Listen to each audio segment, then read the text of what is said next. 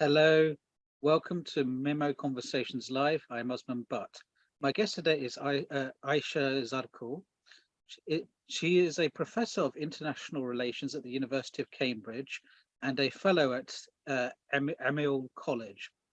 Her research is at the intersection of IR and historical sociology, focusing on East-West relations in the international system, the history and the future of the world order, conceptualization of modernity and sovereignty, rising and declining powers, and Turkish politics in comparative perspective.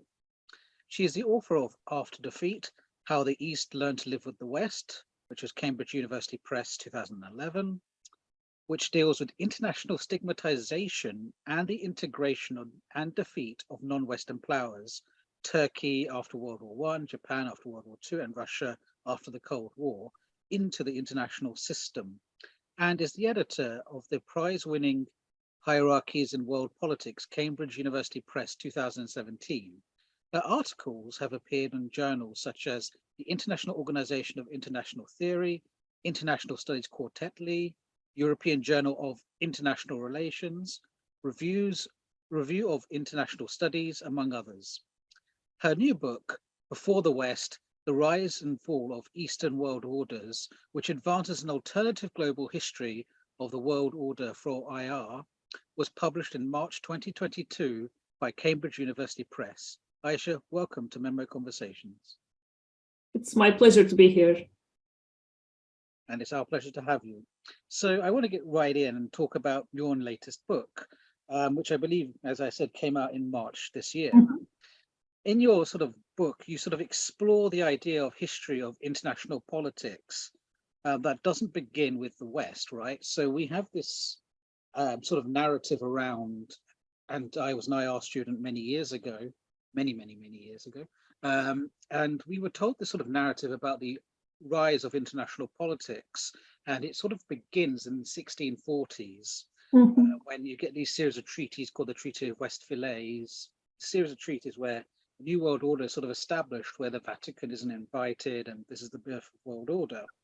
But what you've sort of done is you've gone back further than this to sort of think about what international order looks like, right? So our sort of conventional narrative is the rise of the West and the decline of the East. Could you perhaps explain to us why exploring this topic was important to you and what its what the significance is?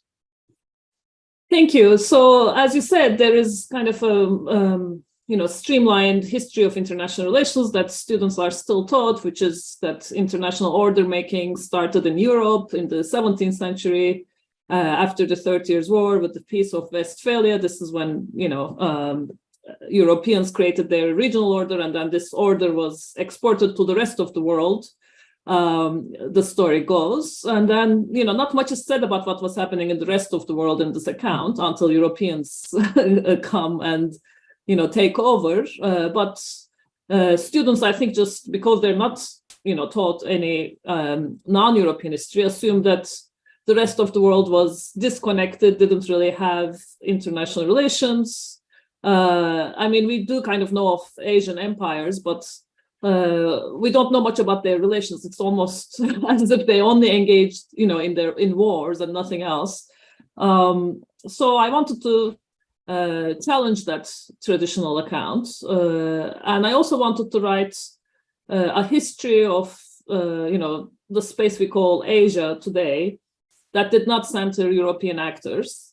And I really wanted to show how Asian, very broadly defined. So my use of the word Asia includes, the Middle East, it includes Russia, all of that. I want to show how these people who lived in these areas related to each other before Europe, before the West. Yeah. Yes, and you sort of you choose to. Because there's a number of different ways you could have looked at this, right? I mean, we've had some research, in the last few years where international relations scholars are seriously considering, what did pre-Western world order look like? You've got this one book on the East Asian system, which I can't remember who the author is, but he was looking at the Chinese tribute system as a form of world order in East Asia. But in your particular book, you choose to focus on the Mongols and their international-led order. Could you perhaps tell us about the Mongol Empire? What did it really look like? And how did it differ from our present Western-led order? Thank you. So there have been, as you say, some accounts of, bringing China in, writing histories of East Asia, which are improvements, on the existing narrative. But I still wanted, it was hard for me as a student of international history to know how different parts of Asia related to each other. So when you just bring in Chinese history, it's hard to know how it lines up with the European history we know, or what was happening in the Ottoman Empire or the Middle East when X was happening in China. So I want to write a connected history of this space rather than focus on one particular region or one particular national history. And that desire to write a connected history is what took me back to the Mongols. I'm originally from Turkey, so people may think there is some kind of Turco-Mongol connection or something, but it's not. That was not my motivation. And in fact, I have a chapter in the book at the end, in the epilogue, where I, talk about the politics of writing such an account. But I ended up with the Mongol Empire because the Mongol Empire in the 13th century plays a similar role, unifying role for Asia that for Roman Empire played for Europe. So it's a moment where much of the continent comes under the rule of the same sovereign, same institutions, same laws, because the Great Khan was also a lawgiver, unusually, and then we can kind of trace the effects of those shared institutions, understandings of sovereignty in the successor states and empires. So I thought that would be a good place to start a connected account of Asia, and then we can see how these ideas diffused in the rest of the continent, both in the regions that were controlled by the empire, or their, but also their successor states. Yeah. They have because I think the Mongols their extended influence is actually quite an interesting thing to think about, because we're not just talking about the Mongols, who they directly ruled. We're talking about the successor states that were born out of them. You can think about Yes. modern Ukraine, you can think about many states like Russia, and all of these countries are, Iran to a large extent too, like these post-Mongol states. Yeah. So and for a long time, they were dismissed. There was this idea that the Mongols, they're just this Mongol horde, just destruction and nothing else. And I don't want to display the violence. Clearly, there was a lot of brutality in the creation of this empire, but at the same time, it is a mode of governance, that is not entirely fleeting. We're talking about more than a century. So that's longer than most nation states, which we, shape our present day lives. A particular mode of governance, which in the book I call Chinggisid sovereignty. So it's like a very centralized type of rule, at least in theory, which is legitimized by world conquest. So there's the expectation that the ruler is all powerful, makes all the laws, doesn't answer to any other authority, religious and whatnot. At the same time, he has to be a world conqueror. And, they had extensive trade networks, this postal service spanning, they moved people around or across Asia. So they created, they had quite lasting effects beyond the initial conquest. So in successor states that were, ruled by the Mongols, we see also increased centralization. We see an, interest in facilitation of, trade. There are a number of secondary institutions that are clearly influenced by this Mongol period, and we can, trace this for decades, and in some places, in some regions of Asia, for centuries to come. But how did this sort of world order differ from, say, the one that would develop in Europe? Is there a distinct difference between them? Yeah, so of course they are different. We're talking about different time periods. So in the book, I'm looking at 13th to 17th century, really. And the reason why I say this is, these were world orders similar to, the modern international order is that there's kind of a universalism to them, because they were trying to create world empires, these Mongol influenced sovereigns, they ended up creating orders that spanned much of the known world at the time. And in the beginning, you have the Mongol Empire that's spanning much of what we call Asia. And then, the successors, the Timurids and the early Ming, and then the Ottomans, the Safavids, the Mughals, and so on. It's, much of the known world. What's similar is, I think, a particular understanding of, centralized sovereignty. But of course, the modern international order is based on nation states. So it's it's the nation states that are sovereign rather than individuals. Whereas in this world, you have the great rulers. And what's also similar is like this claim to universality, which the modern international order also has. But what's different is it's based on empire rather than, again, nation states. So some things that are recognizable to modern international relations and some things that are rather different.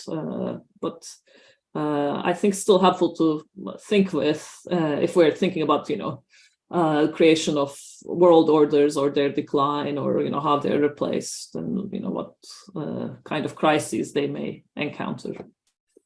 Yes, and I think because I think one of the things we need to sort of appreciate about the modern international order is that it's a sort of thing that was created out of the legacy of European empires, the modern one that is. And so a lot of the cultural norms of Europe become international norms, right? So questions around international law, human rights, particularly the conceptualization of human rights as being in the body of an individual as opposed to a collective group of people, and so on. So there's a kind of, on the one hand, you have a hierarchy which says all nation states are equal. So equality is a huge part of international system, but there's also this implied understanding that there should be individual rights within the international orders today. So I'm sort of wondering whether something similar existed in the Mongol world order. Well, I mean, it wasn't a so our order plays at least lip service to the idea of sovereign equality. As you said, nation states are supposed to be equal. The notion of individual rights, you don't really have that in the orders that I'm looking at. It's really very hierarchical, and the hierarchy is you have the great ruler and his house or his dynasty, great houses, and then you have secondary houses of I guess the equivalent of aristocrats, and then everybody else is hardly has more rights than cattle. They're like people living on the land, and cannon fodder, or just people working the land, or and so on. So the idea of citizenship or people having rights doesn't really exist in this world. At the same time, the Mongols and those who are influenced by them, Chinggis-style sovereigns, because they saw themselves as above society, because they had such a hierarchical vision of the world, they left people after the conquests. In general, they didn't really meddle that much in the practice of everyday life, or practice of religion. These tend to be, the empires that I'm looking at tend to be very maybe pluralist is not the right word, because in the sense, they're not actively promoting cultural diversity, but at the same time they're more tolerant than their European counterparts. You don't have the equivalent of Inquisition or anything like that, because they think they're above it all. Even when they end up converting to Islam or others, they have a generally tolerant attitude of other types of practices. Yeah, and I think that's kind of what the distinction people might draw between these empires and the European ones, which is European. So Mongol Empire is an imperial empire because it's expanding beyond its borders. But with Europe, it wasn't just imperialism, it was colonization as well, which is not essentially this idea that we can not just take a society but remake it as well. Yes.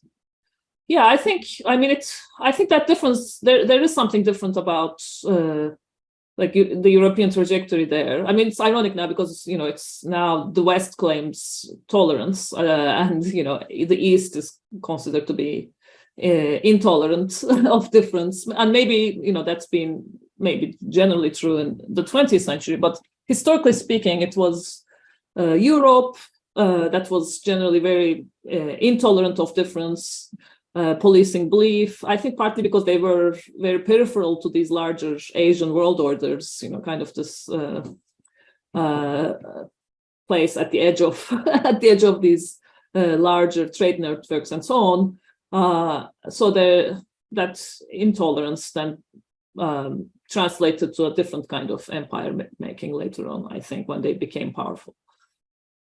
So moving on then from that to the question of the Ottoman Empire, right? So often, obviously, Ottoman Empire is dealt with by historians, but I was also thinking about this the other day, that the Ottoman Empire is also key to the formation of global politics. And, you can't really understand the development of European empires without understanding the development of the Ottoman Empire. But I'm sort of wondering, what do international relations scholars, as opposed to, say, historians, what do they actually think about the Ottoman contribution to the development of a Western-led international order? Yeah. I mean, for a long time, the Ottoman Empire was not really part of international relations discussions. We've been trying to change that because I do think it plays a very important role. And I do have a chapter in this book, in this last book, talking about the influences of the East on the West.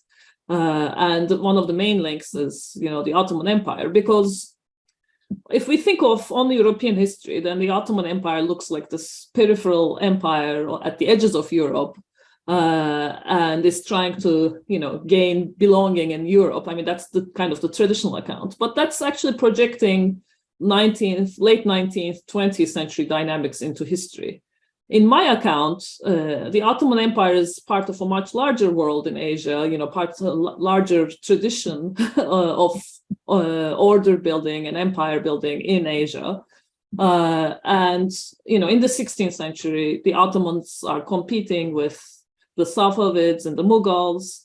And it's really, that's their orientation is not necessarily to the West. I mean, they do care about what's happening in Europe. They're competing with the Habsburgs, but they're also very much competing with these Asian empires who are also claiming universal sovereignty and millennial sovereignty. And, between the Ottomans, the Safavids and the Mughals, and add the Uzbeks, these Islamic/Chingizid empires control much of the world's population, the economy. So it's, 16th century, the world is not centered in Europe. It's really centered in West Asia. And it's the Europeans who are trying to hook into that larger order. There's, the Portuguese and so on, they're already kind of made their way, the Italian merchants. And the Habsburgs are trying to compete with the Ottomans. They're learning things from the Ottomans. So the European trajectory makes no sense without this larger picture. For the longest time, we've left out the real story and we focused on, kind of the B plot when we study the 16th century. So the argument there that I make, which hopefully will become generally accepted in international relations, that we can't understand what's happening in Europe in the 16th century and also later 17th century if we don't take into account what's happening in the rest of Eurasia. So, because obviously you're one of these scholars trying to sort of bring in the Ottomans as well as others, how are these efforts being met? What has the reaction been inside international relations? In general, I think there's not been that much pushback. I mean, my first book was also about, it was 19th century onwards, but it also was using the Ottoman case together with Russia and Japan to make the argument that, international relations is not what it's assumed to be. It's not just about material power. These historical social dynamics of recognition and acceptance, have cast long shadows about stigmatization and so on. So I think in general, there's a growing acceptance that international relations needs to take into account histories of regions other than Europe, other than the West. There have also been many critiques saying, our international relations is very Eurocentric. But I think, it's not enough just to make the critique. I think we all now have to move on to the second stage. The critique has been heard. People are open to improving things, but we need to write, better accounts, better histories. So, my account is just partial. It focuses on, the Mongols and their, successor states. But there are other stories to be told in Asia, in the Middle East, in Southeast Asia, in Africa, South America, and so on. So the more we can provide alternative accounts, I think the more successful we will be in challenging and maybe replacing these received wisdoms about how international relations has evolved and how it works today. Yes, and for many states, so states in Asia, Africa, Latin America, the rise and imposition of a Western-led order was a radical break from the older orders that had previously governed these areas or international relations between them. And so many had to sort of readjust themselves. In, for example, the Turkish case, could you perhaps tell us how these changes impacted Turkey and what was this sort of Turkish experience in living with this new world order? Thank you. So that's more the subject of my first book, which, as I said, deals with the incorporation of non-Western powers into a Western-led order. And there I draw attention to how those that did not conform to expectations that were derived from the European experience, the quote-unquote standard of civilization, as it was called in the 19th century, those essentially anybody who was not European was considered less than civilized.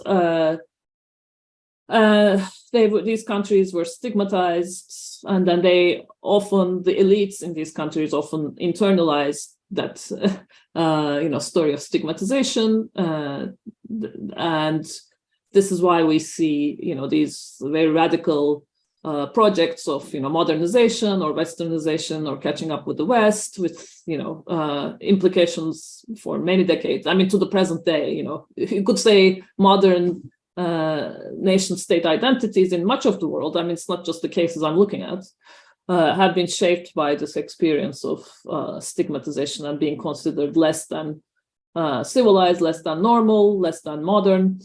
So I think Turkey is a case where that's very acutely observable because of the particular trajectory of Turkey in the 20th century. Also having to do with the legacies of being the successor state to the Ottoman Empire, so having grander ambitions than maybe other states, and therefore feeling the sting of stigma even more than maybe some other places. So I would say that's what Turkey tells us. But Turkey is kind of an interesting experience because, as you said, it does have this Ottoman legacy, but it also sits with this sort of charge that people sort of throw at it, that it's either a pan-Turkic policy or it's a neo-Ottoman. They get all these charges thrown at them when it comes to their foreign relations. And when you sort of try to look at what Turkey's in practice trying to do around the world, it's nowhere near as ambitious as an Ottomanism, as it were. They're not physically trying to fully expand everywhere. There's trade, there's commerce, and some limited military involvement in places like Syria and so on. So I'm wondering, how has this translated at the sort of, could you just first of all comment on that first? Sorry. Yes,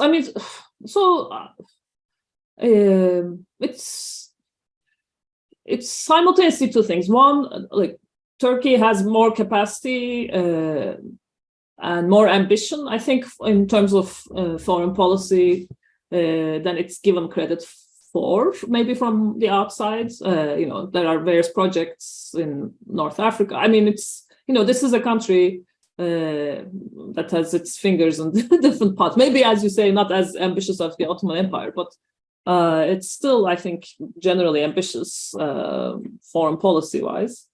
At the same time, the ambition often outstrips capacity. I mean, that's also true. So it's, I mean, what I'm trying to say is it's discounted maybe internationally for the reasons I discussed in my first book.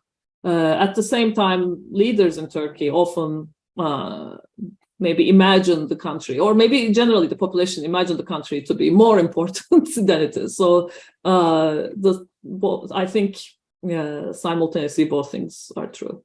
What was your second question? You had a second question. Yes, so I just wanted to sort of get into what does this translate into when it comes to actual policy, though? Actually, I mean, right now it's more about the survival of the regime. So it's hard to say what's Turkish foreign policy and what's Erdogan's foreign policy. I mean, if we're talking about what's happening now with relation to Ukraine, etc., it's more about short-term choices made in order to prolong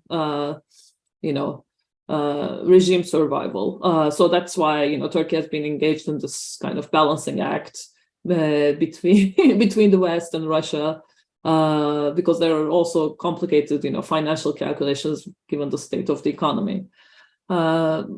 But I think, I mean, in the long term, if we can separate Turkish foreign policy from Erdogan's personal calculations, I think this straddling situation maybe is more durable, because it's more, I mean, that's the story in my last book, right?